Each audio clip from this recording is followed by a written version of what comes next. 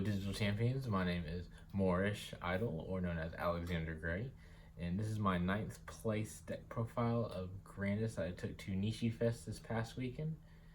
And we'll start off with the profile. We'll start with the rookie, the eggs. The eggs that ran 4 Yokomon. You only need the 4 Yokomon. The plus 2000 is really all you need. The Gummymon suspend isn't too great, and usually by 5 eggs you should have already won the game. So 4 is for this deck, because it's an OTK deck. You only need the 4 eggs. You should be winning by that point. So going away from the egg count, we have 4 of the Kukulamon. So this Kukulamon is really cool because as the inheritable, when you delete a Digimon, you gain 1 memory. And there's a lot of instances actually this comes up where you swing with the Grandis, it kills something, you get a memory. Sometimes you don't have to burst the whole stack off. Sometimes you can just go for the 2 checks or whatever, and you just keep checking from there. Now, a cool thing with this Kukulamon from BT10 is you have the X antibody Kukulamon as well that can jump on top of it. So if you're in the raising phase of your egg, you can go Kukulamon to Kukulamon X to draw a couple extra cards. Or if you have 3 memory, you can drop the Kukulamon and then jump on it with a Kukulamon X, and then you can basically go 4 cards deep into your deck. So, and he's basically a big search for consistency to help you get those pieces that you're missing. So this up with the Kukulamons, which are really cool cards. Another awesome addition to the deck is we have our cool little floodgates, our 3 Terriermons, and our 3 Pomomons. Now, the Pomomon came up a lot at Nishi Fest, I'll say, like against, I didn't play Jessmon, but I did play against a Mastamon style deck, and he was able to hold down that deck pretty well all by himself. The Terriermons were good when someone would drop a boost or something, you just stick the Terriermon out there. Didn't play against any big memory decks like Alphamon or anything, or even like Melga, which likes to get a lot of memory with those Hammer Sparks and stuff. So he didn't have a lot of use except for block and memory boost, but he did come up a couple. But the Pumamon was the real big MVP floodgate rookie, I would say, of Saturday. Being able to block off Minervamon, or the Mastamon / Minervamon deck from playing cards by effects and stuff like that. And that is it with the rookie count. Going into our champions, our level 4s, we have 4 Kabuterimons, and we'll just kind of go right into with the Weedmons as well. And then I'll wait to show the last one in a second. Now, basically, the cheap Evo for 1, kind of turbos into your stack. Sometimes you got to go fast, and that cheap 1 Evo is really nice. Also, if you start, you go rookie, choke 'em, got 1, keep it going from there. The Weedmon, really good if you can get the stack with the Weedmon, because it gives you that 1 extra memory to keep you going. So it turns your big OTK turn into a much bigger turn. The Kabuterimon is not bad. Sometimes if you have to go rookie into Cobb, bring him out just so like Crossheart can't just get free checks on you. Basically, you gotta keep your security life healthy. Weedmon is one of the best ones to have in your stack, though. Now, another cool little addition to that is the Metal Kabuterimon. I just have it at 2. Wanted to bump it up to 3, but just couldn't find the room. Basically, you cut a Kabuterimon right here if you want for this guy.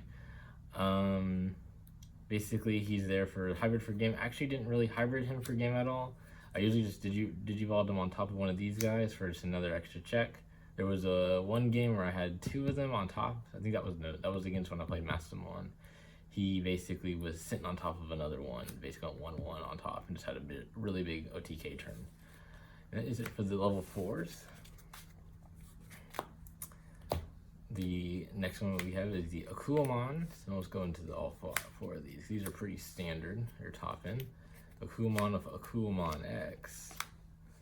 So basically, same thing kind of like the Kukulamon X. Basically, you go into this guy and jump on top and get some extra draws. Now, the cool thing with him is he actually applies like a small little ice wall effect.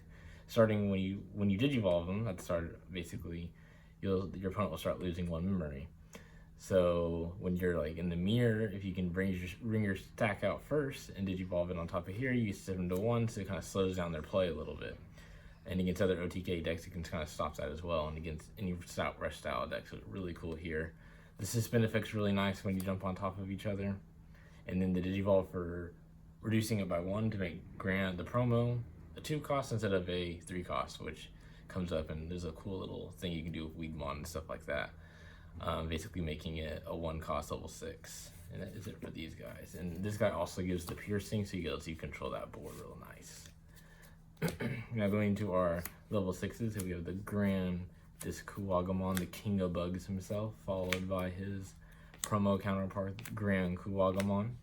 So Grand Kuwagamon, pretty self-explanatory, like green OTK, bring the sack out, go into this guy, and burst your sack off. Basically, if you have the Kuwamon set up, it costs 2, burst Weedamon off, makes him a 1 cost basically. Then you Digivolve for 1, so you did all that for 2 memory. And then they should be losing memory with this guy's effect if you have this stack here. Sometimes you gotta skip this guy and go right into the X and keep it going from there. So just sometimes you gotta outrun them. And basically, we all know what Grand Kuwag does. Grandis lets you suspend and double check. Basically 3 checks, unsuspend 2 more checks. They're at 0. And then if you can hybrid them for game, you hybrid them for game. So that actually didn't come up in any of my games, and I'll explain more about that when we get to the Tamers, which should be next. Oh no, we have this guy, the one of Death X. He did come up in the armor matchups. The Grandis struggles into the armor matchups from playing him. So the Death X, I put 1 in to kind of help with the Crossheart matchup, but it also came up a lot in the armor matchup. I got the Cobbleberries out to kind of block off their Lightermons or Vmons or whatever.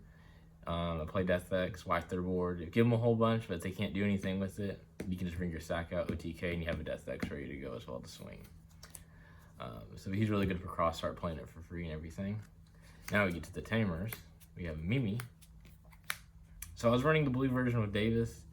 I did not like the way Davis was interacting because, like I said, a lot of times I couldn't hybrid for game. It just didn't have enough memory or whatever. Even with the whole bunch of Mim boosts. But Mimi came up, hatching an egg, getting it ready to go for that next turn to come out and swing with it. That's that. So the next thing we have is my option cards. The green memory boost cards. Just another consistency booster. Gives you 2 memory, and then it extends your plays from there. And then the last piece is we have the Grandis at 1. I had it at 2, cut 1 for a Death X for the Crossheart matchup. Grandis only popped up in security once, and it's basically stopped the Crossheart from winning the game because it stopped the Cross4 from resetting their play.